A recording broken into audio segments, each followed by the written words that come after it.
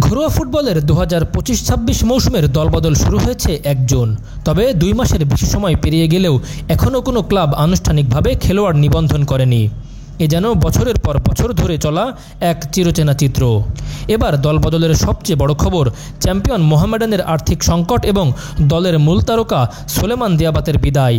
তিনি এখন নতুন মৌসুমে খেলবেন আবাহনীর হয়ে। তার জায়গায় মোহামেডান দলে নিয়েছে রহমতগঞ্জের ঘানায়ান ফরোয়ার্ড সামুয়েল বুয়েটেংকে, যিনি গত মৌসুমের সর্বোচ্চ গোলদাতা। এদিকে জাতীয় দলের অধিনায়ক জামাল ভুঁইয়ার ভবিষ্যৎ নিয়েও তৈরি হয়েছে ধোঁয়াশা। গত মৌসুমে আবাহনী ছেড়ে তিনি যোগ দিয়েছিলেন ব্রাদার্স ইউনিয়নে, কিন্তু এবার কোন ক্লাবে খেলবেন তা এখনও নিশ্চিত নয়। ব্রাদার্স ম্যানেজার আমির খান জানিয়েছেন, শেষ দিনেও যদি অন্য কোথাও যাওয়ার কথা বলে জামাল যেতে পারবেন। ব্রাদার্সের জন্য তার দরজা খোলা। 3 প্রধান ক্লাব মোহামেডান, আবাহনী ও বসুন্ধরা কিংস কেউই এই মিডফিল্ডারকে নিয়ে খুব একটা আগ্রহ দেখায়নি। দল বদলের সময় যতই থাকুক, নাটক জমে ওঠে শেষ দিকেই। এই মৌসুমেও শেষ রাতের উত্তেজনায় হয়তো নির্ধারণ করবে ঘরোয়া ফুটবলের পরবর্তী মানচিত্র।